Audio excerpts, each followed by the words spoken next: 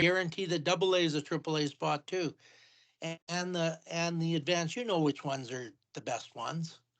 I mean, they just played 6 years for girls hockey Calgary. Not a lot's going to change in a few months.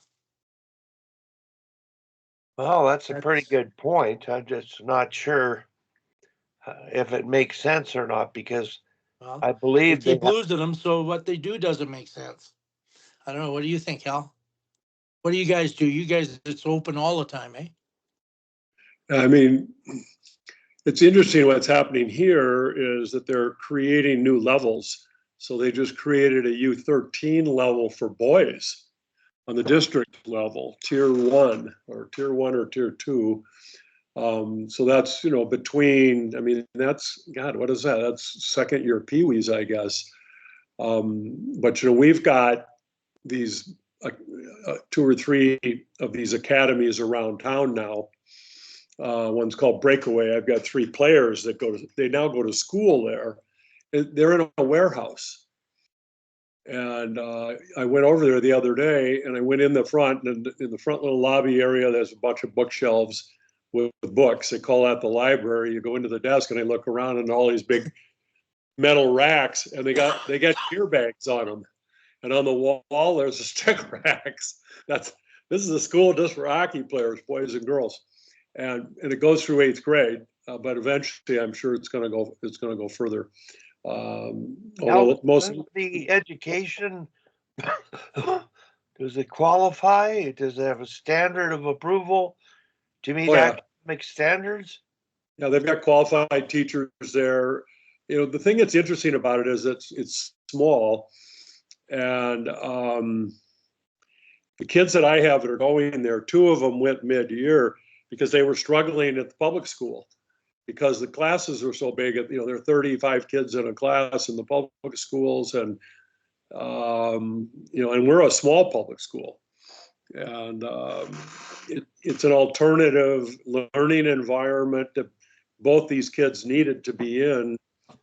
The other thing is that they play hockey for an hour and a half in the middle of the day. And, at the public school, they sit in classes for 6 to 7 hours a day. And some of these kids that's not a great environment for them. So I don't think it solves your problem. I like Tom's solution. You know who the best players are. Tell them you don't have to go there. We got a spot here for you. So yeah, they don't get a lot better over 4 months. No, and you can have a few spots.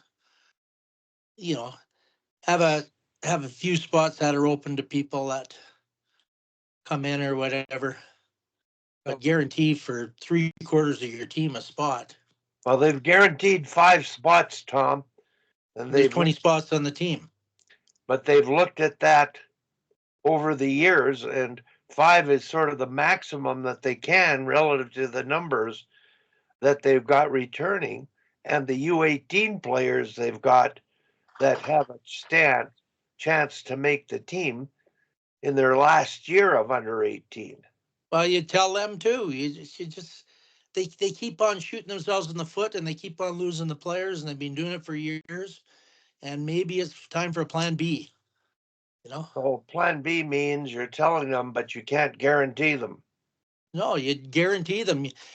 If I have a player that played AA, and I know that they're ready for AAA, I tell them you're going to play AAA. I mean, you just coach the person for a year or two, and the same with How can you when you've got 25 players now committed? Like you've got 2 U18 teams. Most of those kids are going to have a better opportunity now because we've lost those U15 players. There's 40 spots.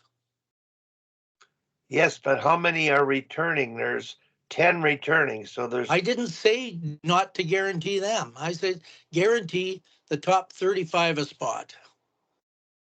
Whether they're out of Bantam or whether out of AA or whatever. You know by now. Girls Hockey Calgary and the Royals should all know.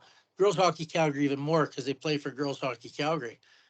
And, they shoot themselves in the foot. I coached at the Edge, and they're exactly what the hell's talking about. One of the players was playing for Vancouver last night. And you get there, you get to train, and you practice every day, and you have skills too. You're going to end up a better hockey player. It's very, very similar to the club system in Europe. Yeah, exactly the same. There's a dynamic occurring here, Hal.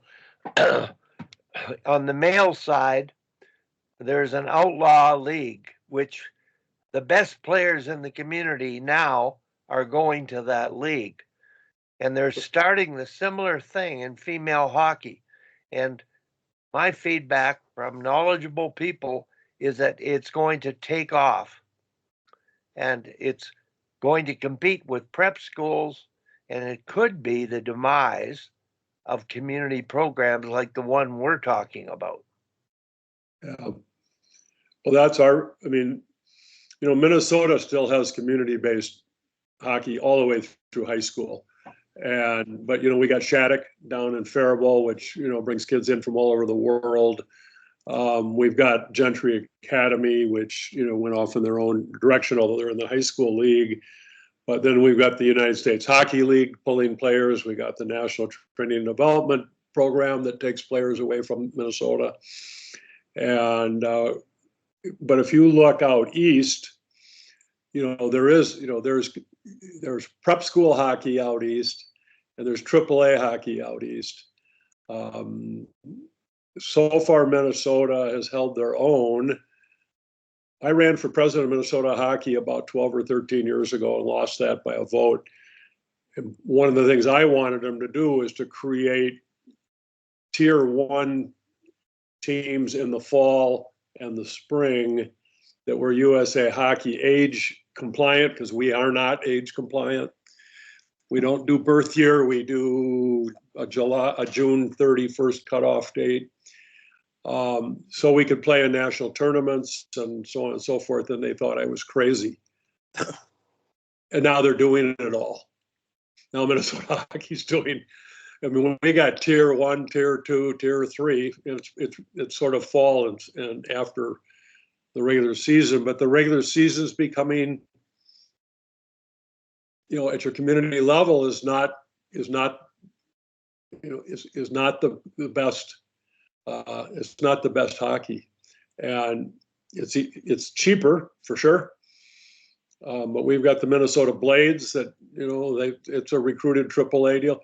The kids that I'm coaching right now, and we have kids in our program that go to a place called Minnesota Made, which is a private organization, and they don't even play. A lot of these kids don't even play community-based hockey. They have enough kids for 2 or 3 teams, and they just practice and scrimmage against each other. When we get them, it's hard to get them to play team hockey. They can stick handle and toe drag like crazy, but they don't know much about team hockey. But that's the trend. Unfortunately, it also makes it that you can't be a player unless your parents got a lot of money. Right. Exactly. They're willing to pay the bill. All of these things cost money. Well, one of the things that's happening here, you guys, is our province, Alberta, if you're involved in one of those outlaw leagues, which may be the case moving forward, most of the good players there would be the best players in the province. Nope. And they can't try out at the U13 level if they're playing boys hockey or if they're playing in this elite private league, I think. So this is where the governing body, I don't know what Minnesota does. Do they have a provincial team or a state team, an all-star team that competes against other states? But Wally, Hockey Alberta, Hockey Canada, they want to run everything. So they've made the BC League illegal, and they can't participate in Canada things and all this. Well, you got to adapt with the times. Yeah.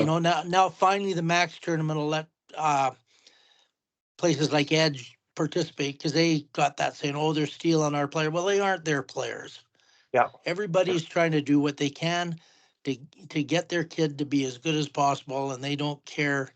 And you know, there's no way that they should be banning the BC League. They should accept it that these guys have to have import players to attract fans. They're not go to the Canucks game in the regular season. There'll be 100 people there. Yep. You know, and the like Hal's connected there with Trail. Well, Trail they have that attraction because they've got the best players they can find. You know, and Hockey Alberta, Hockey Canada have to adapt and get their heads out of their butts and say, okay, this is the way the world is now. We got to adapt. It isn't like it was 10 years ago, and so they sit there saying, well, if you don't do it my way, you don't do it. Well, guess what? They don't do it, you know? So it's absolutely ridiculous. And they're the same way all the time. So I think it's ridiculous. I mean, I was asked one time if my son was good enough to go play in the National Training and Development Program, would I take him out of school here and let him go there? I said, oh, yeah. I mean, why wouldn't you? World-class training, playing in Europe, playing in the USHL while you're still in high school. If he's good enough to play there, why would I say no? I mean, it's like, he wasn't good enough to do that, but, I'm in favor of kids playing. Here's the thing that drives me a little crazy here in Minnesota.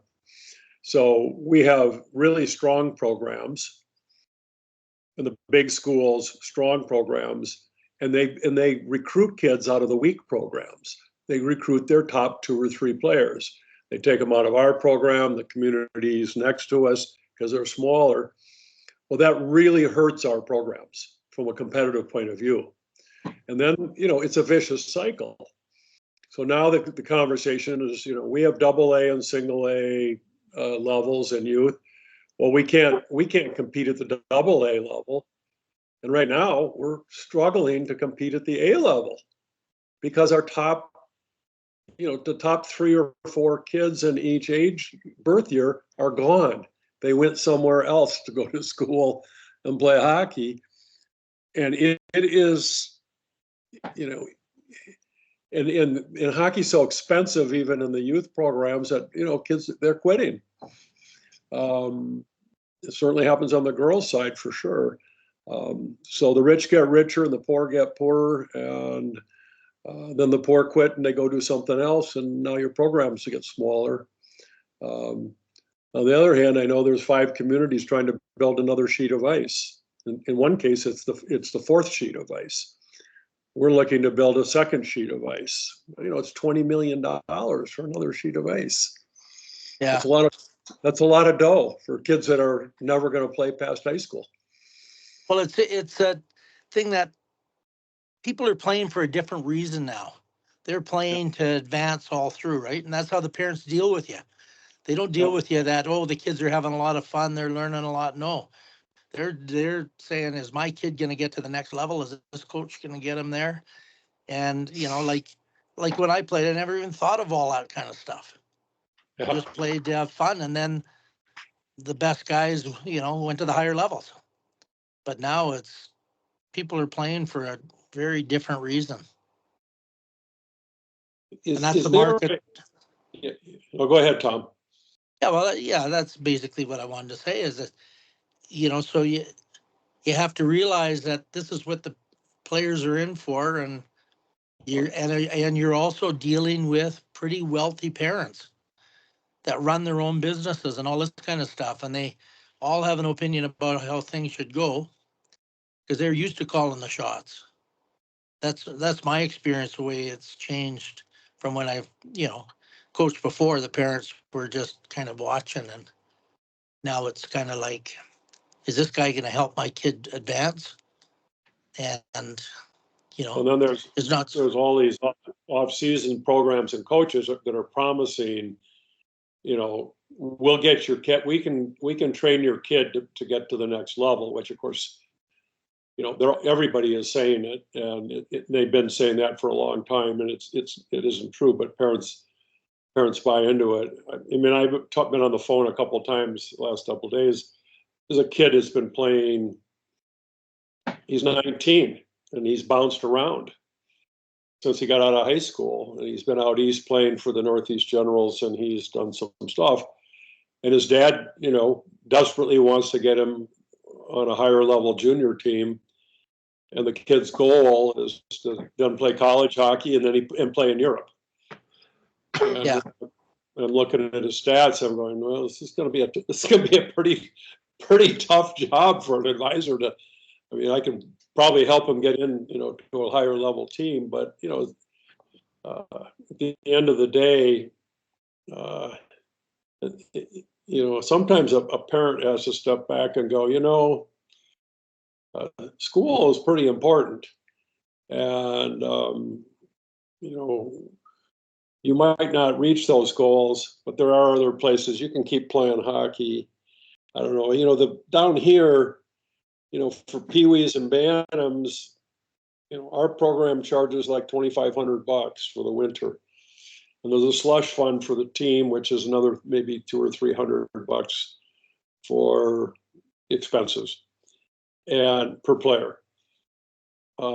But year round, with all the off ice and all the teams and all the kids can get on and the training programs, it's a $15,000 to $20,000 a year commitment for years. Yeah. Right. Parents want something in return for that. It's return on their investment. I say, well, if I can interrupt here, I think we're losing sight of why we're doing what we're doing. If we're in it just to get the kids to the next level, then we shouldn't be doing what we're doing. We should be working with the best players only. But we're not. We're working with all players that can afford to play at the level they're playing at. And where they go, it's going to be determined not by us or where they go. It's going to be determined by them and what they do wherever they go. And I think that it comes with coaching, number one, whether you're coaching in girls hockey Calgary or at a prep school. We have to do a better job than prep schools. And we can, but we have to sort of pool our resources and share our expertises to do more better things than's being done outside of our jurisdiction. And that's where I'm at right now, is that it's hit and miss.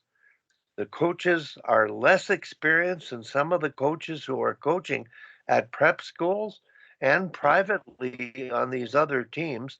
They've got a lot of experience, ex-hockey players who have coached a number of years that are providing good programs. They're not ethically as necessarily as strong as I would think, because they're just overplaying their best players, but nonetheless, they're winning. And that's sort of attracts people or maintains people. And now we have 2 AAA teams. Well, the likelihood of winning with 2 AAA teams should be less, but to me, it doesn't matter. But it does to the parents. Well, it does, but we've got more kids that are going to make the team that wouldn't have made it if we didn't lose the players. So it's an opportunity for them to get to play a higher level and get all the benefits of playing the best level you can play. The problem for the coaches, your expectations of winning, and for the parents, it has to be tempered relative to the reality of the environment you're in.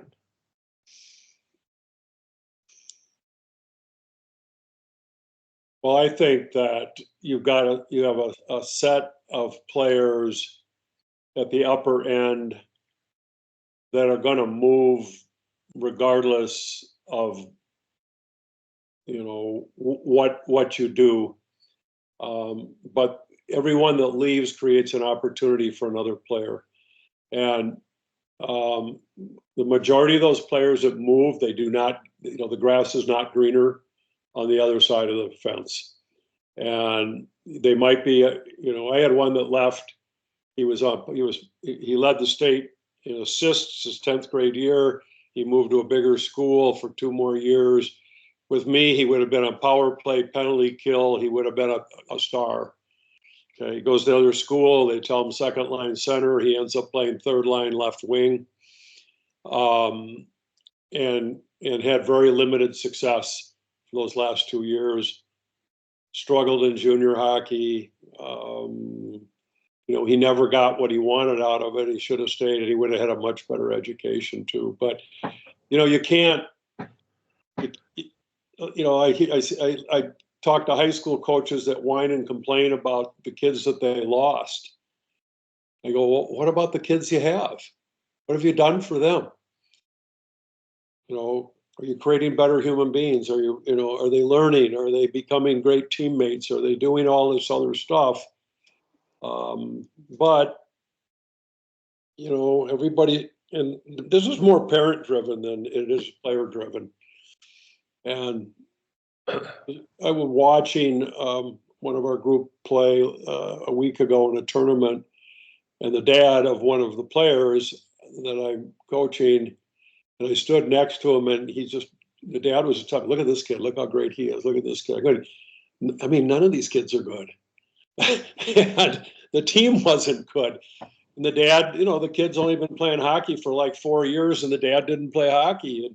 But he's an expert. He's already an expert on it. And, I don't say anything to the dad. But, it's, I think coaching's so hard now because you have to have that balance between the parent and the child. And just because they've been watching their kid play hockey for 8 or 9 years, they think they got it all figured out. And then they get unhappy, and they take off and go somewhere else, and they're unhappy there. So it's too bad. Hal, I'd like to mention something that what you say about them thinking that it's really good hockey and the kid is really good is absolutely right. I just came back from a provincial 6-team challenge of provincial teams, the best kids in the age group in the province, girls coming over from boys hockey, and the hockey was brutal.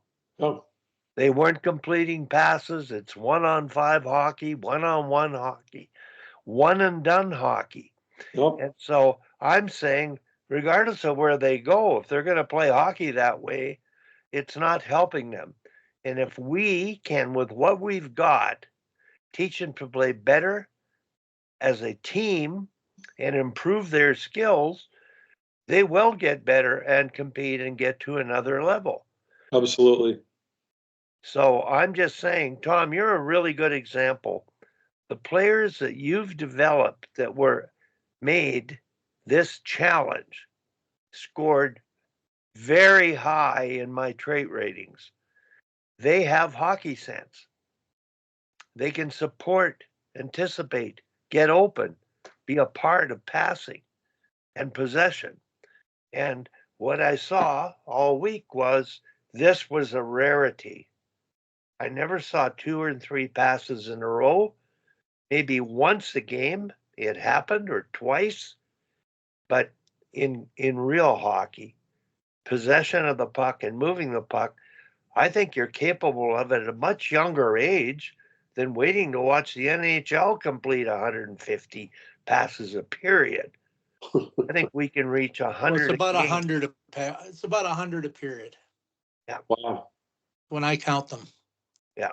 That's awesome. But right now, Tom, you're at 100 and over 100 at U15.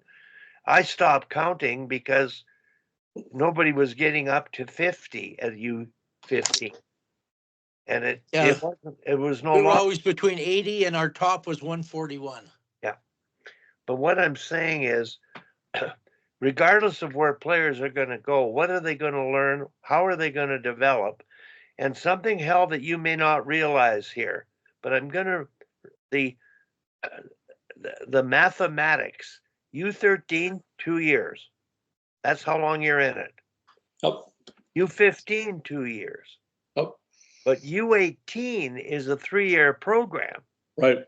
So the dilemma is if the 15-year-old becoming 16 doesn't make it, they jump off to a U18 program elsewhere, thinking it's going to benefit their development. Yep. And some of them are going to be good players on those teams and will get more opportunity. But on the boys' side, very few 15-year-olds can play AAA. And Tom, I think you mentioned your boy did, and you wished he had played AA a year. Can you talk to that? Well, he was one of the only two kids that went from the U15 to U18. Now you're playing with guys 2 years older than you, so they're bigger and stronger. And he was a star in the bantam, but your role changes. But he had the bad fortune. He almost got his bicep cut right off by the skate cut. So he missed 6 weeks with that and came back. He'd lost his condition and his strength and everything. And, he was never the same player anymore, because I think when you're playing with your proper age group, you're confident. And I've seen other kids that I've coached like that. One kid drafted in the second round by Chicago, and he took grade 11 and 12 in 1 year. Then he went down and played in one of the Boston universities, and he scored 120 goals in Pee Wee. Well, I saw him playing for Canada's under-20 team. He's never carrying the puck. He's skating around, hitting everybody, and he totally lost his game. And I got him a tryout in pro in Europe, and he got 2 assists in 9 games. And that coach said to me, "Tom, he just doesn't make anything happen." And I think if he would have just finished his last year in the Alberta Junior, and still being a star, he would have been because he was a heck of a player. But to play, he just became this defensive specialist at 17 years old, and that's the danger of playing up. Like Mike Schumi coached Cale McCarr, so he had him in bantam AA, then bantam AAA, and then McCarr went and played minor midget, which is 15 years old. Then he played AAA. Then he went to the Alberta Junior. Then he went to college. Then he went to the NHL. But he didn't skip and play AAA midget his first year midget, and he's maybe the best defenseman in the world. So, you know, I don't know what the parents were all in a hurry to get their kids into these top things. But if you can go and be a star, if Well, like Gretzky, but if you have to be a star at the next level, you can't just be a foot soldier. I'd like to talk about the girls here, Tom, and hell, is a girl that's 15 turning 17 more mature and capable of playing U18 than a boy? And Girls mature way quicker than boys do, about 3 years. So what you're saying then, and it sort of validates your recommendation of guaranteeing a spot to that 15-year-old player.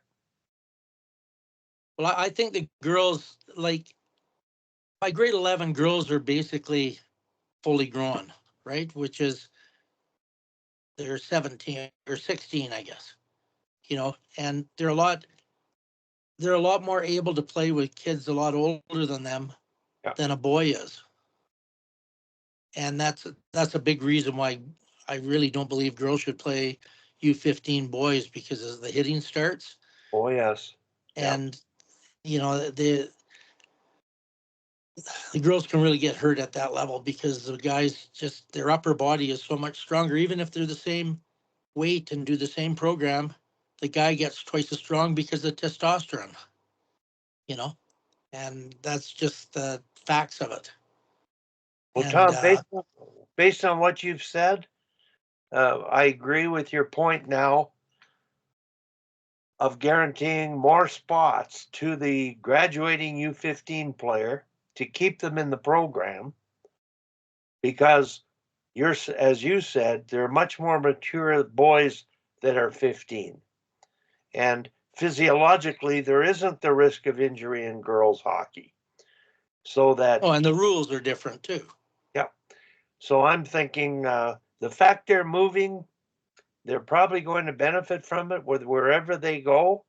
But what we've created is a U18 AA program that players at 17 are going to play another year and they can still improve and make AAA. The opportunity is there, but we have to treat that AA program with respect, like you did, Tom, when you coached the team and won provincial championships. And I think that's the big issue now, is the perception that as an association, we're not taking elite hockey seriously enough. It's more like community hockey, but I think that's the furthest thing from the truth. We're trying to do things the right way, and that means develop complete players and moving them up at the right time. And it just, from what I've learned from what you've said, Tom, a 15-year-old girl graduating to 16 with more talent can be guaranteed a spot. So that's going to be a discussion for us to have later. And well, I remember my first year coaching for girls hockey Calgary. We permitted one girl to play, and she was still U15, and she scored more than a goal a game, and led the league in scoring. I think in 30 games she scored like 32 goals, and she was, you know, and I think she ended up playing NCAA, and I think she played on the Canada under 22 team. I don't know, Shay. Shay Labby, yeah, she Yeah, played on the under 18 team, I think, a year. yeah, 18. Yeah, and also the goalie was the same thing. Alicia, she played for me, and she was also a year younger, and she was the best goalie in Canada West for Lethbridge there. Yeah, there are some that can, and I agree with you. Hell, we had a